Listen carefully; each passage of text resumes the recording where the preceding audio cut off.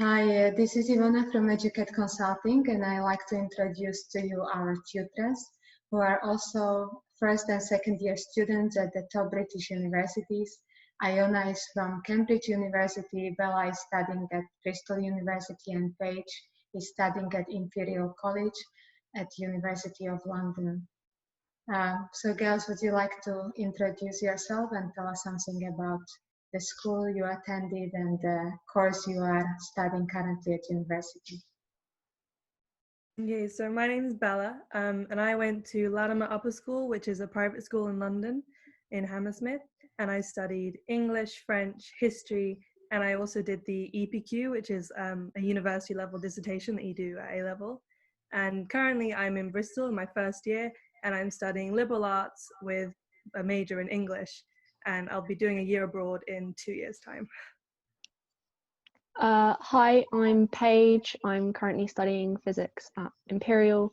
I went to Longdead School, just an academy, and I did maths, further maths, chemistry, physics, and the EPQ. And yeah. I'm Ilona, and I went to school in Abu Dhabi, in the Emirate of Abu Dhabi, in Brighton College. And I did art, music, English, history, and economics for A level.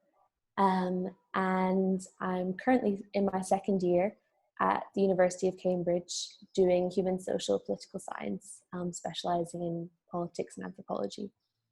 Thank you very much. And you have really chosen very different courses, which would be very interesting to hear about your experience, how you decided to choose this subject and this particular course at the university. Maybe you can tie it why you decided to study at the universities you are studying at. So I have always really liked the sciences, but mostly the mathsy side of the sciences. So I wanted to choose physics because that was mostly based in maths. So physics was always a top choice for me. And I chose Imperial to study at because of the range of topics that they cover. So whereas some universities are a lot better in some subjects within physics, Imperial covers a very wide range because of the amount of researchers that they have at the university. So I was very interested to look at all aspects of physics, so I applied for Imperial. So I'm a Scottish student, and it was actually quite a big decision for me to decide to go to university in England because of the fees, obviously. I knew that I really enjoyed a lot of the arts and social sciences, and I began looking into social anthropology because it covers a wide range of the social sciences and allows you to look in a sort of philosophical and deeper way into many of the things I had interest in. And so I began looking at what the best universities were to study that in the UK.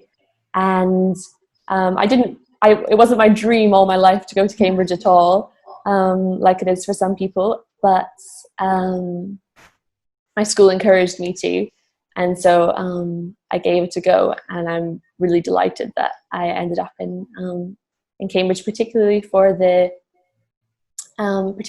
structure of having supervisions and having one-on-one and two-on-one time with my professors and with specialists in my field, which was something that I was very excited about when applying to the university.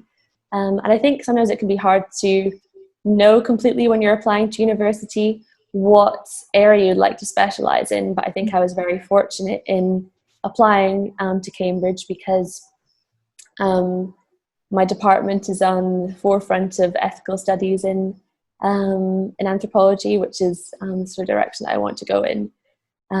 But I certainly would have thoughts for younger me as to what things I should have been looking out for when I was applying to universities in England.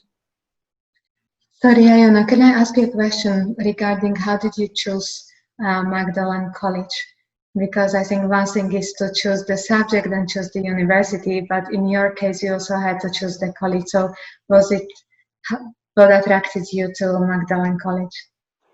So actually, I didn't apply to Magdalene College. I applied to St. Catherine's College, And when I was looking at colleges, I got in touch with some students who were at the university, and I spoke to some teachers who had been to Oxford and Cambridge to ask their opinion on college choosing. And they largely said that it didn't matter, and that your supervisors can come from a wide range of colleges. So it's not the be all and end all. But actually, I think I would disagree a little bit with the advice that I got. I think it can make quite a difference what college you end up going to. Some colleges have more funds than others. So if you're doing a subject that requires you to do research abroad or in your holidays, some colleges will have more funds available for you. And I think it can be also difficult to know while you're in school, but although your supervisors may not be always from your college, your director of studies will be from your college. And so it is actually quite important to choose a college that has people that specialize in the areas that you want to go into when you're choosing a college. So for me, when I made the decision, really I was looking to see what colleges seemed most multicultural, what colleges seemed more relaxed, even small things like which colleges allowed you to walk on the grass, because some colleges in Cambridge can be very traditional and have a lot of rules like this. And there are also small details like, because we have these formal halls, and you got to get dressed up in your gowns for a dinner. And my college has it all candlelit, and it's a beautiful experience. Even small details like this really actually make your college experience. But actually I was very fortunate because I applied to St. Catherine's College, not really thinking that it made much of a difference. And St. Catherine's College actually had lower entry requirements than the college that I got pulled to. So it had the highest number of applicants for my subject at St. Catherine's College. So many students got put into the winter pool, where other colleges got to choose students that they would like. And I actually got pulled into a college that has higher academic requirements than the one I applied to. So it worked out well for me. Well, for me, so I did English, French and history at A-level, and I couldn't really decide which one I wanted to do the most at university. I was pretty sure I wanted to do English, but I didn't want to completely stop doing French and history. And so I was thinking about maybe like doing a double major and doing English and French or English and history, but I hadn't completely decided. And then I went on an open day to, I think it was actually Bristol, and I was looking around at all the subjects, and there was a girl there who was doing liberal arts, and I hadn't really heard of it because it's more of an American kind of degree. So in America, they have liberal arts colleges, which is just like a whole university, and all you do is liberal arts with like different subjects and like majors. And she explained it to me, and it seemed perfect because I could major in English, which is what I primarily wanted to do, and then I could also do a language, and I could also do different modules from history or like philosophy or any other of the humanities whenever I wanted, which was pretty much perfect, I guess. And then I chose Bristol specifically because I liked the city. I think it's a lovely city because I've grown up in London for most of my life, and it's very, very busy. But I live next to the river here, and there's also a river in Bristol, and I ended up living quite near that as well, which was very nice and familiar. But the course at Bristol, because I applied for, I think, 3 out of 5 of my unis offer year abroad, and I applied for all of them. And Bristol's year abroad course is actually also a master's degree, whereas all the others are bachelors. So that's primarily why I chose Bristol, because it offered a master's degree as opposed to just a bachelor's. Yeah. So that's what. Sorry, would it be possible for me just to add in one more thing? Of course. For me, actually, it was also very important to visit the universities that I was thinking about, and that also helped my final decision. I sent an email to the department that I was interested in every university that I was applying to see if I could have a professor from each department come and speak to me and visit me. And that said a lot to me about what the university was looking for and how they wanted to interact with me. There were some universities where when I arranged to meet with a professor, didn't get back to me. There were some universities where I got to meet with them, but they were quite impatient and impersonal, and made me feel like I was wasting their time rather than that I was someone they wanted to work with. But when I went to visit Cambridge, someone from the department took me out for a coffee and paid for it and wanted to talk through all the aspects that I was interested in as a degree, and it gave me a feel about the university that I was applying to, that they were interested in me as a person, and that they wanted to work with me, which really was actually a deciding factor in putting my top choice for university. Thank you all for sharing about your journey, because this is really one of the most important decisions you would make, which course you want to study. And we always advise that potential students have to take a lot of time to research the course and research the university. And as Ilona had mentioned really, and Bella also, that you went and visited the universities, one has to be there and see the atmosphere and see if they fit in, and who would be really teaching you, how well they can impress you and be interested in you as well. So it's a long process in a way, and one has to start early. It's not a decision that one can just make in a very short period of time.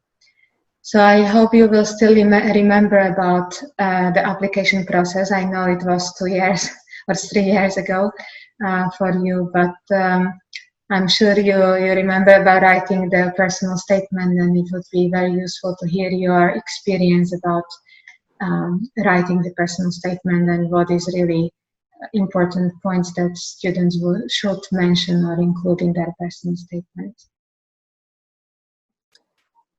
So I find writing the personal statement quite difficult because there are so few characters that you've got to put a whole lifetime of experience into a letter. And I think it really helps if you're very passionate about what you want to do. But that also makes it difficult in narrowing down what you want to say. And I had many experiences that had sort of influenced me and encouraged me towards anthropology and political theory. And I think the difficulty was being able to mention the academic books that I had read without sort of just adding them as a look, I've read this, to be able to take ideas out of them to show the university that I was academically engaging with them, but not to overdo that, as well as showing that other aspects of my education and extracurricular activities were also leading me towards this point. So something that one of my teachers encouraged me to do, which really helped me to format my personal statement, was to think of it as a journey and to think what things I had read, what ways I had volunteered, what extracurricular activities I'd done, and to format my personal statement as a journey, that I did this thing and I read this thing, which led me to do this, which led me to do this, and to format my personal statements as a sort of academic journey through all the activities that I was doing, which is actually a great way to help pull together all these experiences that have made you come to this stage in your life, and pull together things that seem very disparate. Yeah, I agree. I wish I got that advice when I was doing mine. Well, because I did liberal arts, which is multiple subjects in one. So for my personal statement, I had to focus on showing how I wanted to do all of the subjects I was currently doing and how they all fit together and find links between them, and sort of show that I was passionate about all the humanities in a way.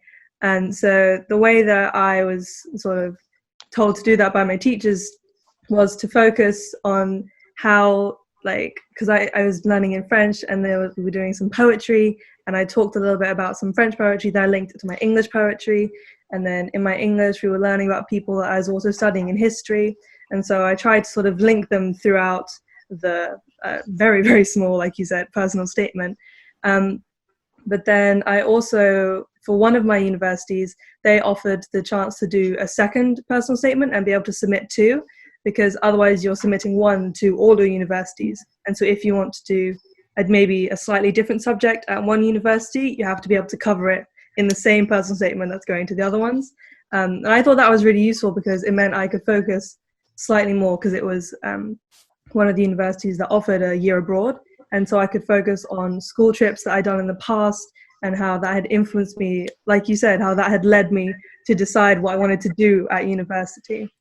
And yeah, for me, the hardest thing about writing the personal statement was just starting it, because you want from the first sentence, you want them to want you, basically. And I went through quite a lot of drafts of just like the first two sentences before I found one that I thought was sort of catchy enough without being too, like, obviously trying to be catchy. Yeah, that was my experience. Actually, it might be useful to mention how many drafts did you go through, because again, it's a long process, and sometimes students underestimate the length of the process. So if you mention how many drafts roughly you have done, that might be useful. I did quite a lot, because I drafted it until maybe 7 times. It depends, because sometimes I only changed a little bit. But then I sent it to one of my tutors, because we each got given like one teacher to help us with the application process. And then she went through it with me and like told me, based on her experience and the experience of other students, like, this bit might not work. This bit seems like you're just trying to shove this in to say, look, I did this. So then I might have done 3 more drafts with her. And then, so, oh gosh, like 10 different drafts roughly, probably, before I was happy with it. And then I just sent it and didn't think about it again. Yeah, I'd definitely say the same thing would have applied to me. I did quite a few drafts, and I can't remember the exact amount, but definitely maybe like 10. And the most important thing that I found in the personal statement was showing that you care about the subject.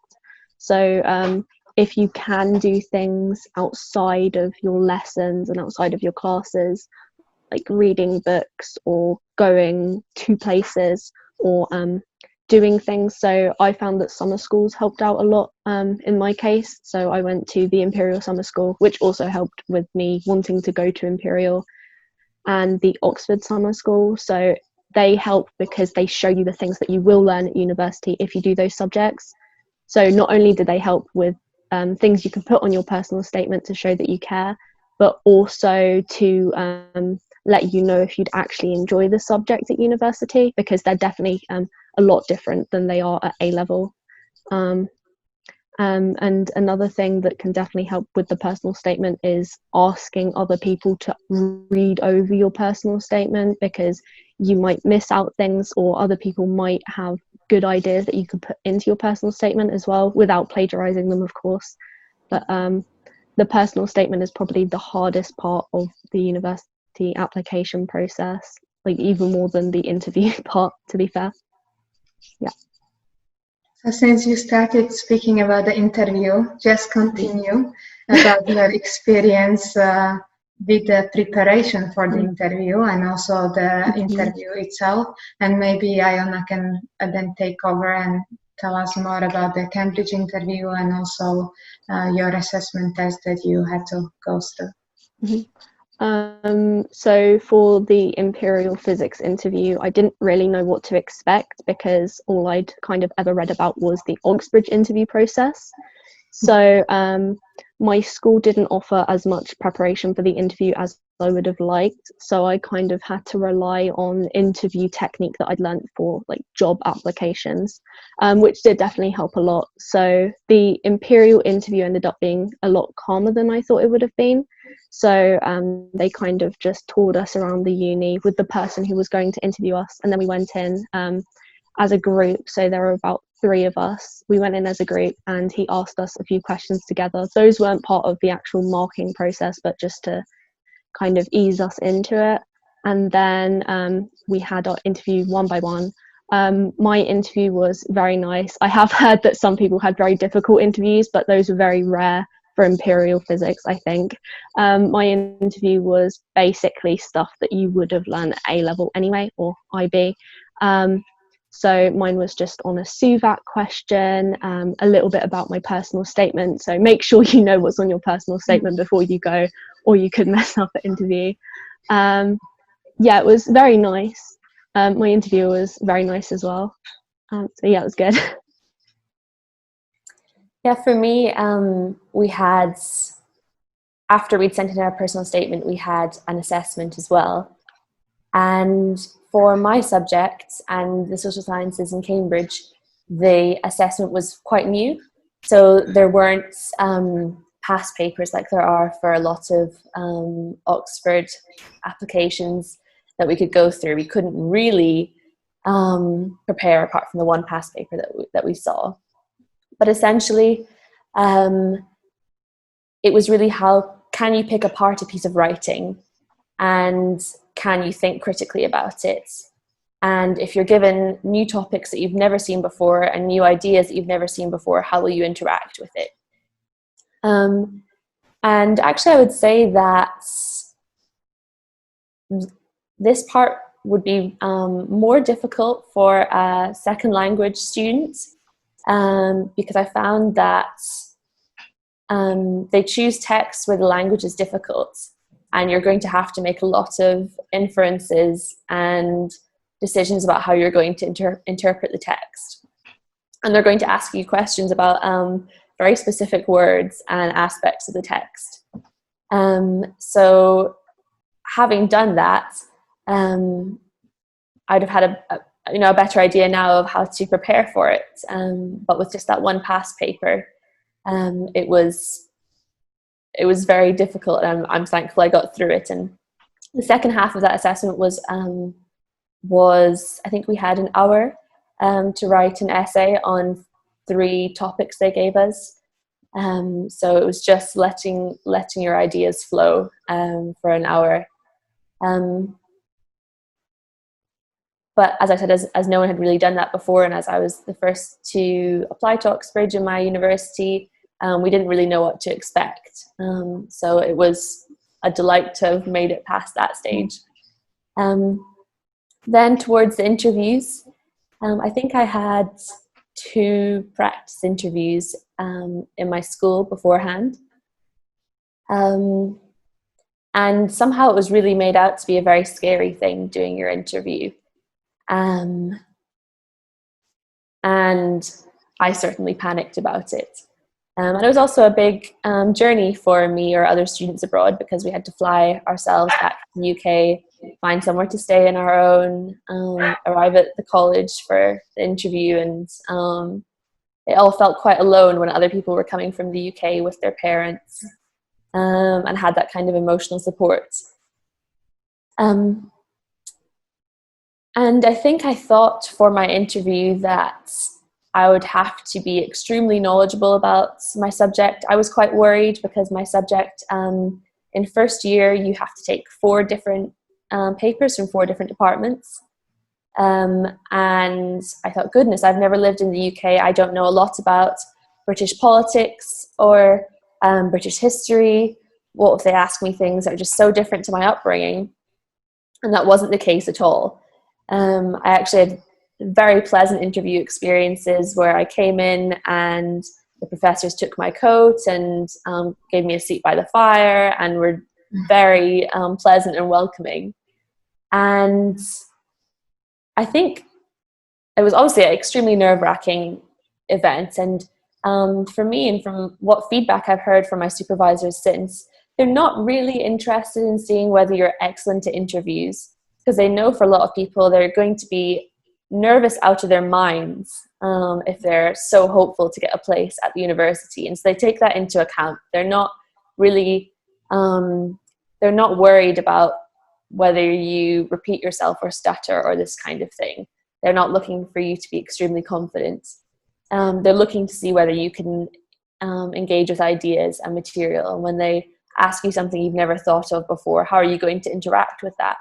When they talk about a thinker you've never encountered before, what are you going to do with that? So in a sense, you can't really prepare for it in that way. You've just got to be very passionate about what you want to study and to actually care about it. Although, as you said, Paige, knowing my personal statement very well was very important, because my interviewers took a lot of material from my personal statement and used that as a sort of backbone of my interview. And so you do want to have read the things that you put in your personal statement, and you don't want to over exaggerate things in your personal statement that maybe weren't as big as you'd like your university to think they were, because they want to know how that affected you and what impact that's had on you and how it's influenced your thinking. But I think the most important thing for the interviews for Oxford and Cambridge, and this was certainly true for me, is that if you don't come out of it feeling like, wow, that was an amazing academic experience, I got to talk through ideas with someone at the top of my field, and that was so interesting, then it also might be an indicator that it's perhaps not for you, and the interviewers will also pick up on that. They want to spend the 3 years of your undergraduate education talking with and doing supervisions with students who are passionate and engaging. They don't want, the interview is what you will be doing for the 3 years of your undergraduate degree at Oxford and Cambridge. And so it really is kind of a tester and a taste of what university life will be like.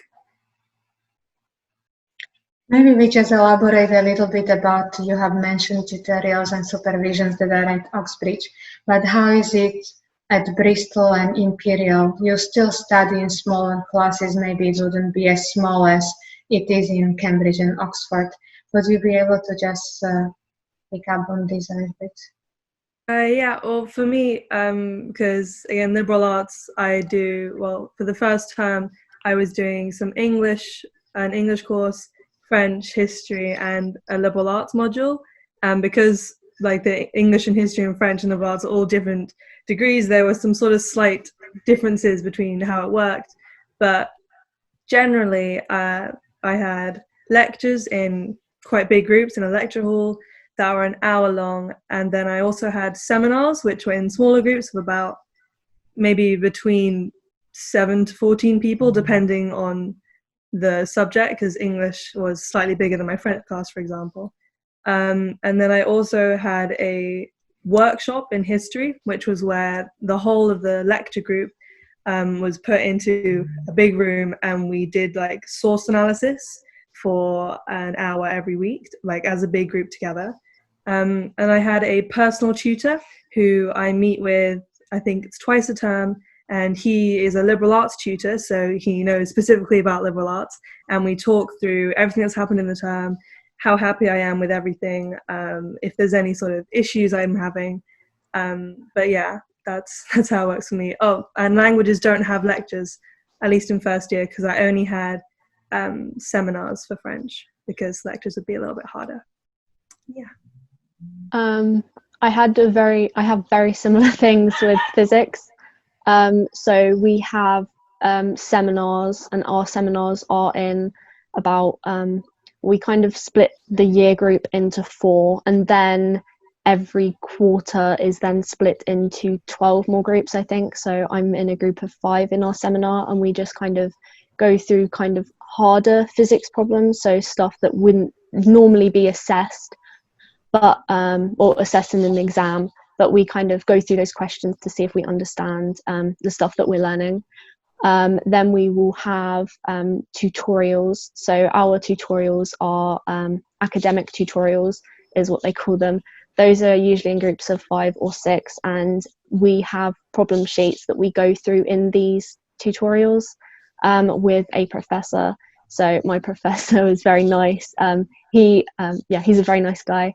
which is, it's very good to go through those questions with someone who understands the subject very well, because usually our problem sheets are for us to do by ourselves. So being able to go through that with someone who understands stuff is very nice. And then, yeah, we also have our personal tutors, and these are just also people who lecture usually, although sometimes just professors, and we can tell them how we're doing, if we're getting on well in the course, and they also show us some of our exam marks when we get those back. And yeah. We kind of moved to your experience at the university from the application process, but one last question about the application process I wanted to ask is, how did you feel on the result day when you got your A-level results and you find out, I assume these universities were your first firm choice, so you realize you have a place and in 1 month's time you would be studying at these universities? What was your feeling? What were your reactions? So when it was results day for me, I opened UCAS first of all, and I thought, well, I had to wait a while. One of my friends had got his results like half an hour before me, not his results for his A-levels, but for his course, and I was just waiting for another half an hour to see if I got a place, and I had got a place.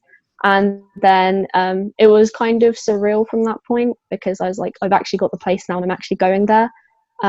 So beforehand, well, as soon as I knew I got a place, I joined one of the Facebook freshers group chats, which helped me calm down a lot, because then I got to know some of the people who would actually be on my course. And then that was useful because we actually met up before our course started, so like a few days beforehand. And it was very exciting, very happy times. I think it felt a little bit surreal to finally get the results. Because it's such a strange waiting period from finishing your exams until the results come. But it all just felt a little bit more secure. Things felt a bit more certain about the future. And I could make preparations, especially as an international student, about where I was going to go and where I was going to put my luggage and how I was going to get myself there. But we didn't start till October anyway, so it was still a long time until I was back at university. Yeah, so for me, I actually got the email from Bristol saying, like, congratulations, you've got a place, before anything else. So that was pretty good, because I didn't even know what grades I got, but I was like, okay, no matter what, I've got in. And then immediately after that, I went into school to collect my grades and read them. And that was quite nice, because I got to like celebrate with some of my friends who also got into their first or second choices, which was good. And then, exactly as you said, Paige, I also joined the like Facebook groups, as many as I could. I joined like the English one and the liberal arts one and a bunch of them, because I was like, I don't know anyone going to Bristol in my year. And yeah, like you said, it really helped. I think I actually found someone that I ended up being in my flat for the year, which was very useful, because I was a bit scared about living with strangers. But yeah, I was a little bit shocked, to be honest, when I got in. I had to refresh my email a few times to make sure I was actually seeing it. And I actually made my mum read it to me as well, because I was like, maybe I'm just like imagining things. But yeah, a very surreal day. Yeah. And actually that's what I wanted to talk about next, because majority of students, they are extremely excited, but 3 out of 5 students, according to the research, they are actually anxious about starting the university. And you already gave some really useful tips about what to do, so that you get to know some people and you kind of prepare for your first year. So can you think about this? Do you have any other advice? And I think with Ilona as well, because you have been moving from a different country, you were coming as international students, so you might have kind of a different challenges that you needed to overcome. Yeah, so for me, everything was completely new and I didn't really know what to expect at all. Culturally, coming to the UK, I didn't know what uni life would look like, but I also knew that with all the traditions and things about Cambridge, it was going to be a bit of a culture shock for everyone anyway. It wouldn't be like what anyone had had before, and I think that's true of all universities to some extent or another. It's going to be a different stage of life for everyone. My college has a sort of family system between different years. So we have college parents, and then once you're a second year, you've got college children, and you're college married to someone else in your college. And so even as soon as I got my results, I got an email from my college mother, who was doing the same subject as me. And so that was really helpful because she'd gone through all the first year. She could give me advice about choosing my subjects. She could give me advice about what accommodation to apply for. She could give me advice on financial things and budgeting. And for me, actually, I was working that summer before I started university in Kazakhstan. So I left my family much earlier than when I started university, and my parents weren't coming to help me settle in. So I had to make all of these sort of decisions and work this all out on my own. Even things like the transport and how to get my luggage places. But I also found out that some societies have a sort of getaway before university starts, especially faith-based societies or some sports societies as well. So I went on a faith-based getaway before university started. So it meant I already knew a whole lot of faces from different years across university and in my college and in my subject. So when I started lectures and when I got to my college, I already knew some faces, which some of them have still been a support system to me today. So that was actually really great. And I think, as the other girls have said, just finding out what things are available to you before you start university, what groups are there. If you're not on Facebook, that's really crucial for university, because groups happen through Facebook, events happen through Facebook. Even when the rest of the world has stopped using Facebook, universities use it for everything. So that's really crucial to have as soon as possible once you have your results.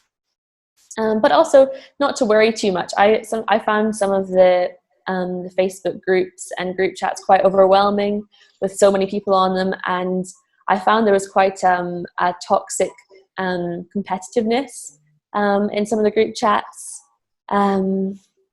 especially people who just, it was their dream to go to the university and they always knew they were going to, and they're just the best in their school at everything. And there was this kind of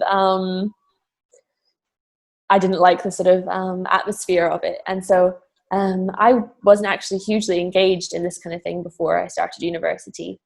But that's also not hugely, it's not crucial, because Freshers Week will have so many events and opportunities to get to know people, and you'll be in corridors or in flats where you'll meet people from day one. So as much as you can, prepare and look into things before university. You can also sort of have a piece that everyone's on the same foot on the same day when you arrive. Yeah. So I had to choose my accommodation over the summer after I got accepted, and that was one of the things I was most worried for, because I was worried about having to cook for myself and like buy my own food and look after myself in a flat with, I didn't know how many other people. But once I actually got there, because I was living in halls, once I sort of made myself go sit in the kitchen and wait for other people to arrive, I found out they were all lovely, which is probably not a surprise looking back on it. But I'd been so worried that they would be people who just wouldn't talk to me or who would just be a little bit rude, but they were actually so lovely. And my accommodation and my course and like Bristol as a whole all had separate like Freshers Week like meetup things. So we had like a pizza night, or there would be like a meeting, you'd go and get like wristbands and like free like Bristol tote bags, and everyone was carrying them around and you could tell who was a fresher. And it was so nice just being in like a big group, because my accommodation was about 20 minutes away from like the university itself. So we all sort of went in a massive group to all of the events.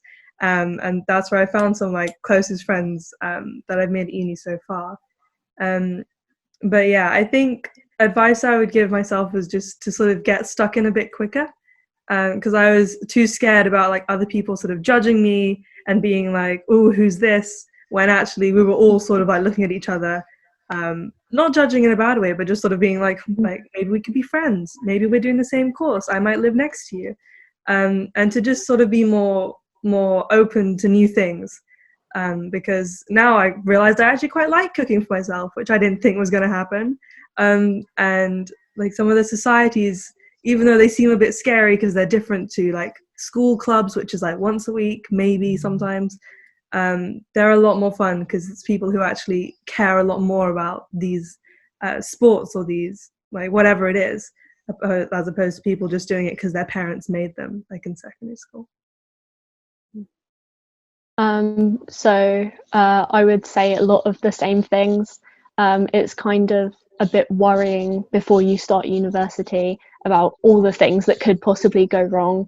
But once you're actually there, and you're like a few months into term and you're busy with work, you realise that there's not really much that you should have been worrying about in the first place.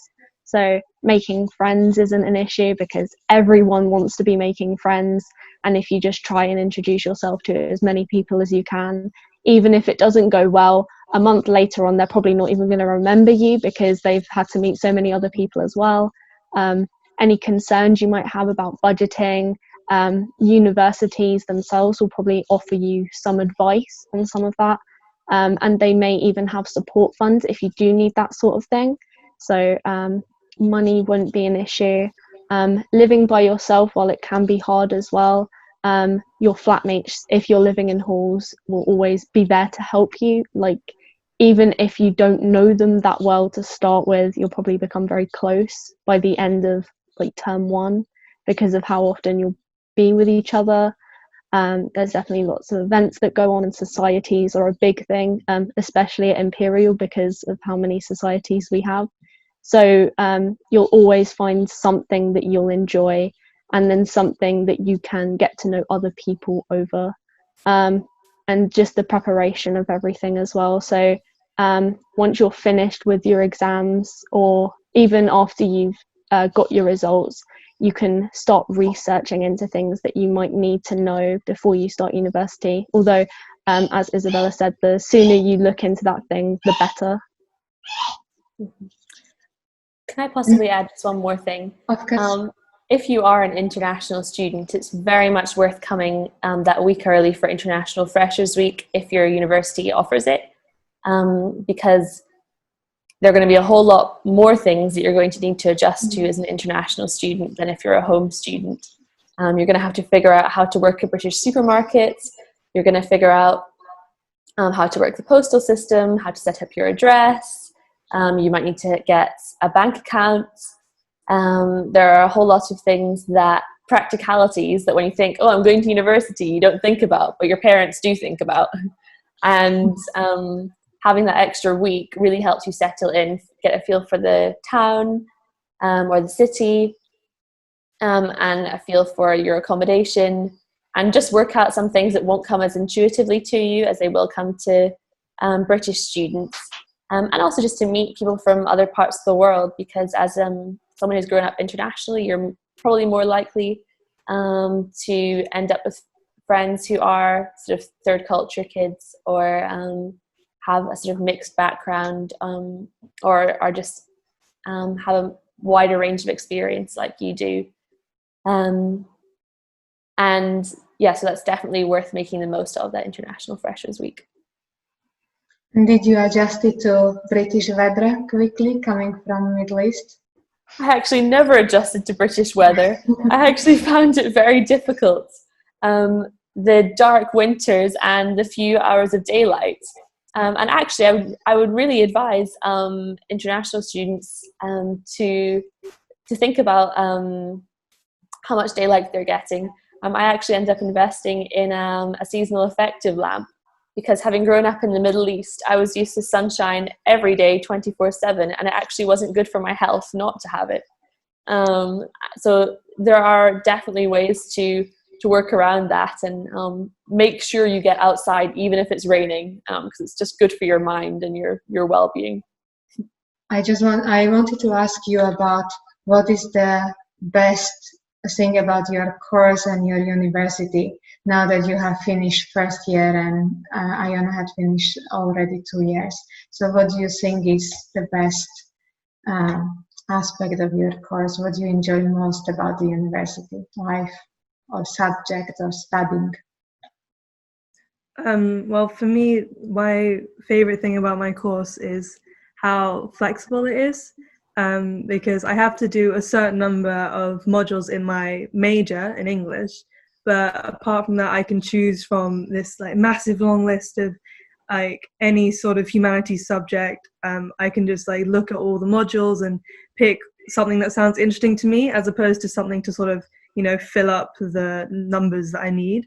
And that's definitely one of my favorite things, because I found it so interesting, and I can just do like maybe one history module a year, as opposed to having to do a whole year of history and then only do 3 things that I'm actually interested in. So yeah, that's definitely one of my favorite things about the course. I would say my most favourite thing is how independent we're allowed to be. So whereas in sixth form and secondary school, you're kind of stuck to this rigid timetable where you have to do things at a certain time, and you have so many rules restricting you, and you're living at home and you're living with your parents. When you're at university, and especially with the course I have, you're allowed to just do what you want when you want, and you're free to live how you want to live. So that's a very nice part of living at uni. Yeah. I think for me, there are probably a lot of aspects of the course that I really enjoyed, but similarly to Bella, that we had a wide range of subject options, not quite as wide as you had, but we could take 4 papers in our first year, and then from second year we could either take a single track or a double track option. And even the single track courses had optional papers from other subjects that you could be taking as well. So it really allows you to be highly specialized if you want to be, but also touch on a lot of subjects that you could be interested in as well. And I think it's quite useful to have that wider grounding. I particularly, for my department in anthropology, I love that it's a smaller department. So in my second year courses, a lot of my lectures have master's students in third years, and I'm in contact with PhD students often.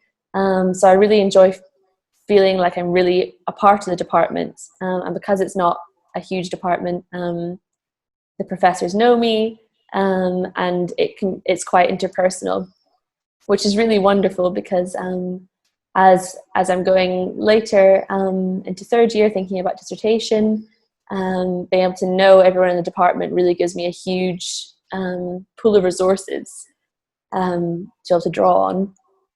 And I love the supervision aspect of the course as well, being able to meet different students from across the university taking a similar paper, and spending that one-on-one or two-on-one time with a professor, especially once I got into my second year, because my director of studies, who chooses which professors are going to do the papers with me, knows me really well, and so he knows what professors I will get on well with, and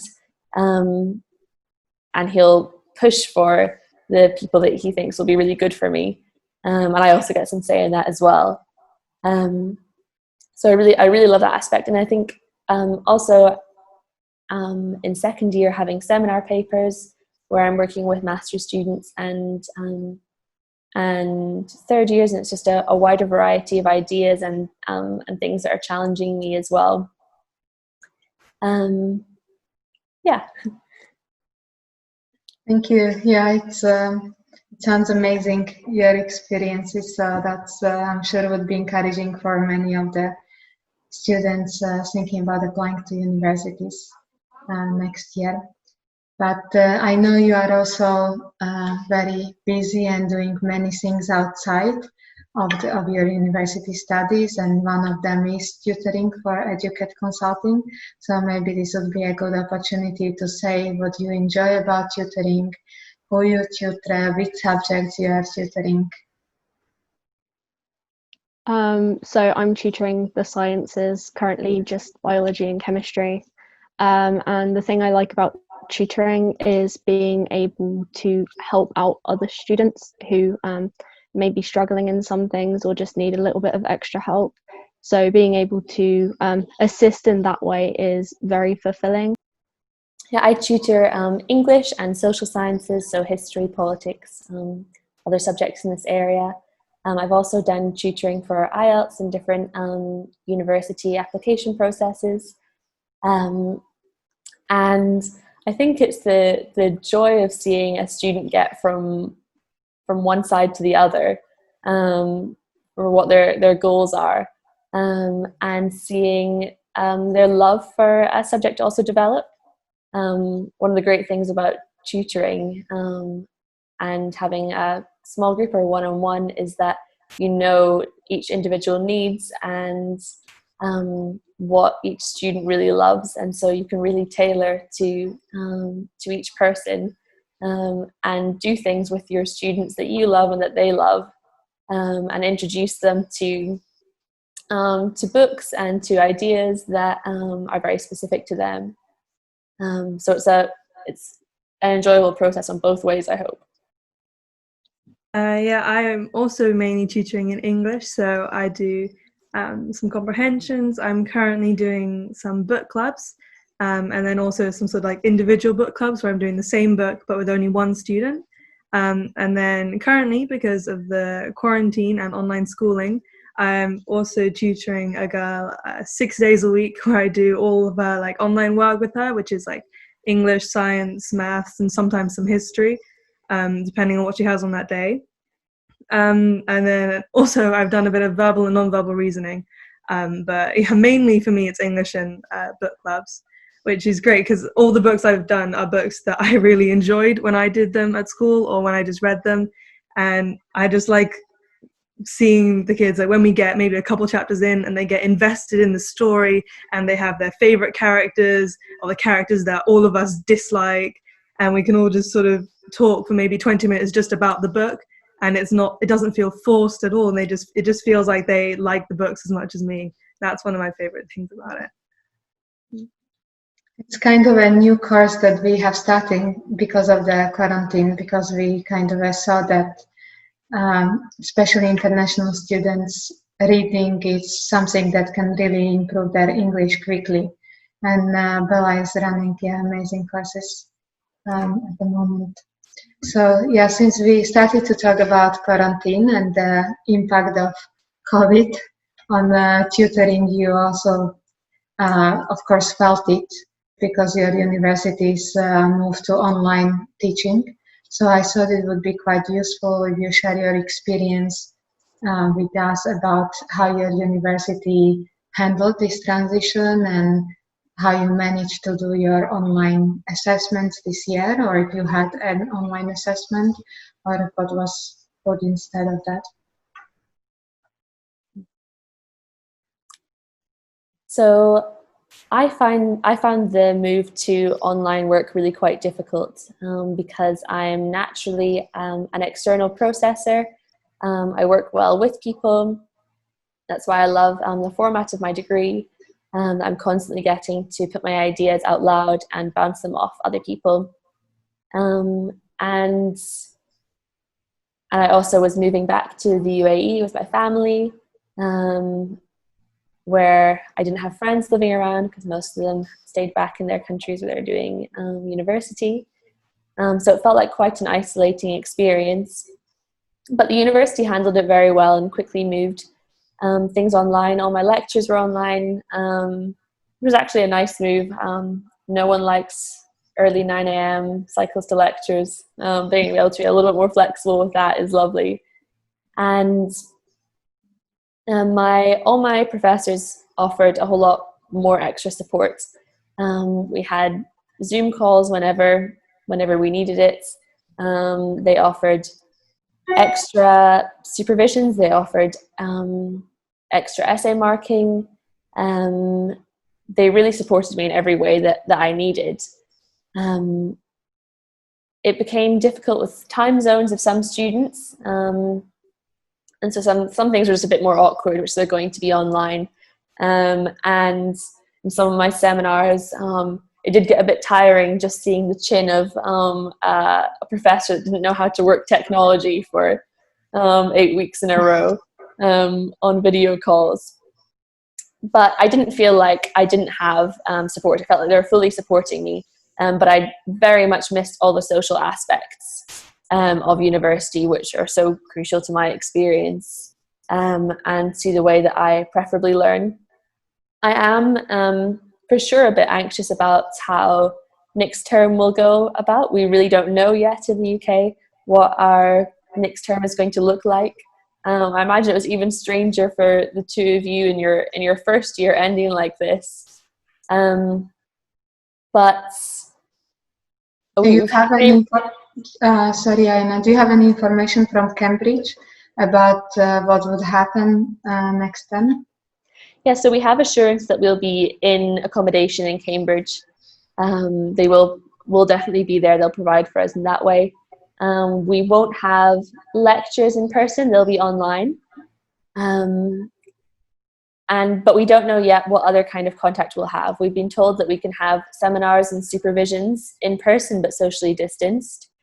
But because Cambridge works within a college structure, we're already in smaller communities, and so we don't know whether they'll split us up into even smaller communities, whether each hallway will be a family unit, and we've got to be more careful with our social mixing. We don't yet know those kinds of details, but we will be in accommodation in Cambridge, and all our normal learning will happen.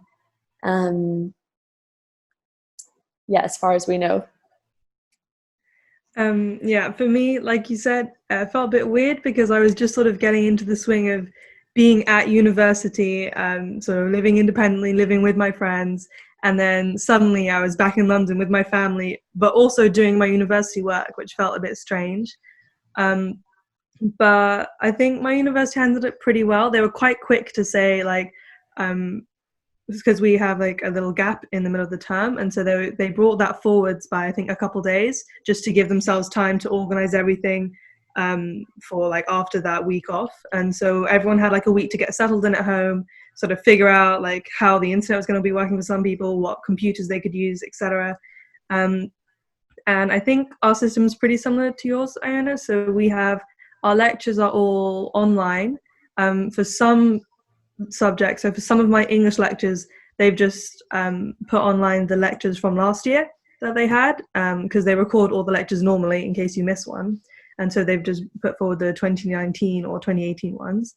And then for my English seminars, those were cut into smaller groups, so groups of 3 or 4 with the tutor, and instead of being 2 hours long, they were half an hour long, so that he could have 4 groups.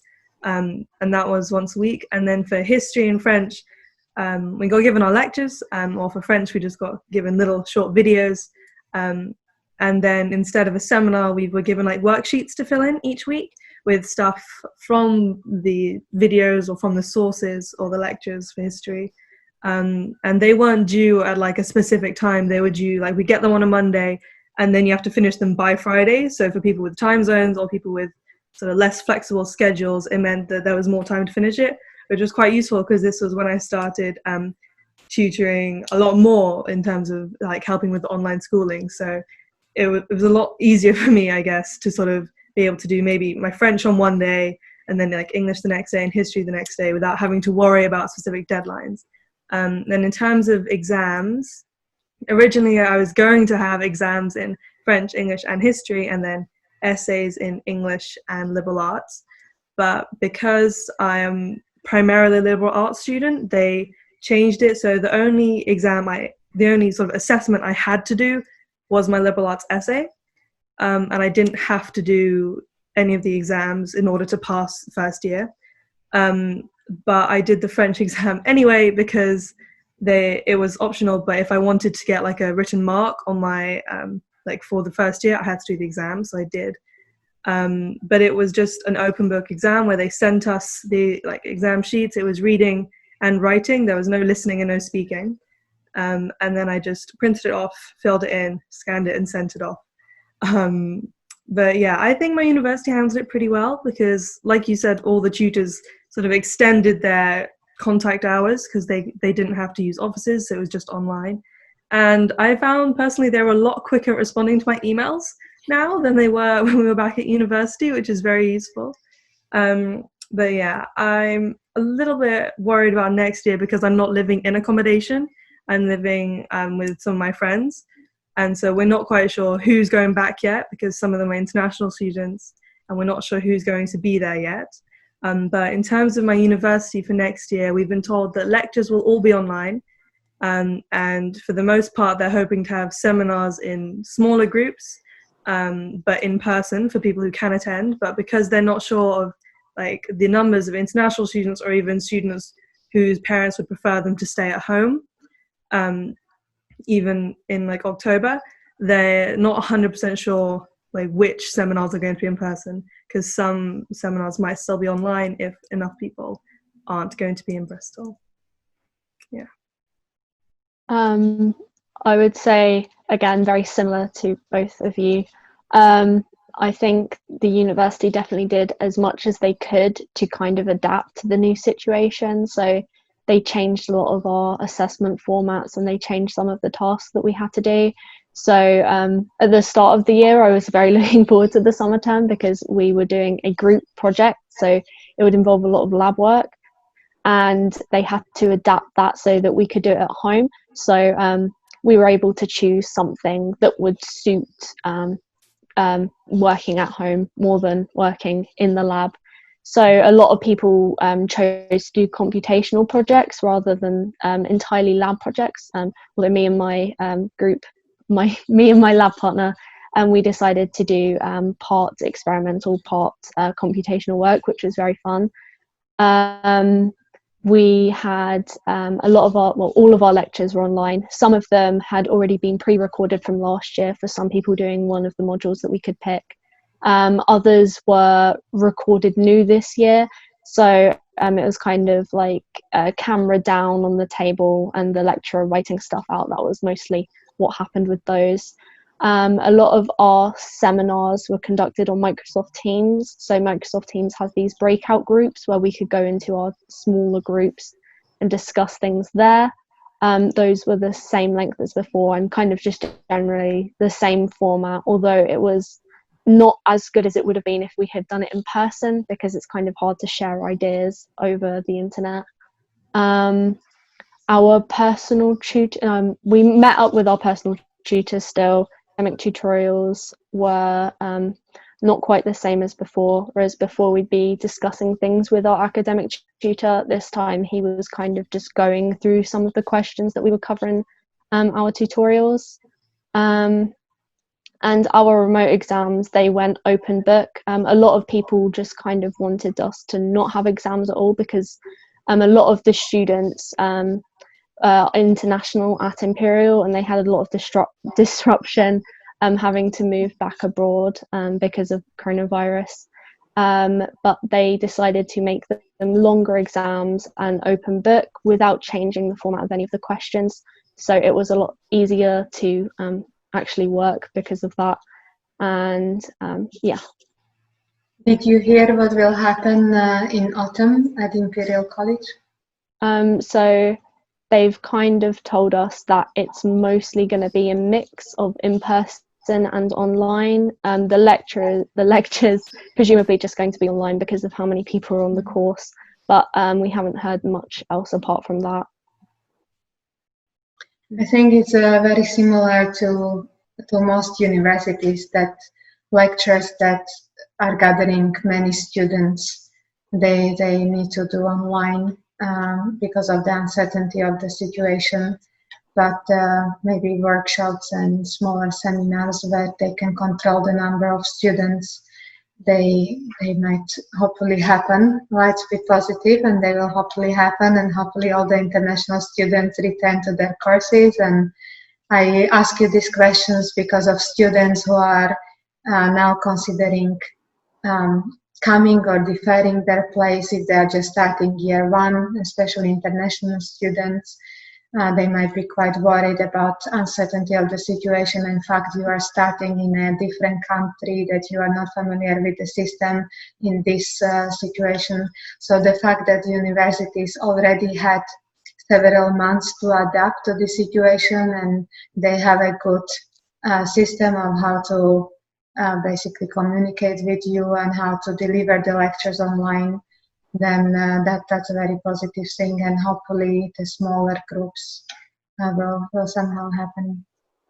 I was just going to add in there, my sister is going to university this year, and so it was also a thought for her about, as an international student, whether to defer or to plan to go to university. She's planning to go to the University of Glasgow to study psychology. Mm-hmm. And initially, when we thought that she may not have accommodation at the university, and when we thought there'd be no contact, we thought about making plans for her to defer and work for a year. But now that the university has made it clear that she'll be able to live on campus and that things will be provided for her, it seems to make a whole lot more sense not to defer and to go on with her original plan, particularly because there won't be work to do for a year for students this year, where as in previous years we had opportunities to do things like that, and to take gap years or travel or do other experiences useful towards our degree or towards our future. Things are so uncertain in this coronavirus climate that it's unlikely that you could take a deferred year would still be a useful year towards your career or towards your university education. So certainly from my experience and from my sister's experience, unless there's a very strong reason to defer with all the uncertainty, it probably is best to keep going with your education at the minute. And also, it's I think the universities, they have to accept these deferrals, and maybe some students, they have health issues and they're unable to physically come to university, but they might still be able to do it online, but they might still consider a deferral. But if you are physically able to come, and so hopefully the students would be able to come, and next term would be very productive for you all. You are at amazing places. So that's wonderful to have this opportunity to talk to you and talk to you together, because I thought you came from different background, different schools, and you are studying such a different courses, and you had different journeys, and it would be so useful for the students who are considering applying to British universities to hear all your experiences. So thank you so much for your time today, and yeah, we are very grateful you have found your time. Thank you for having us. Yeah, thank you. Thank you.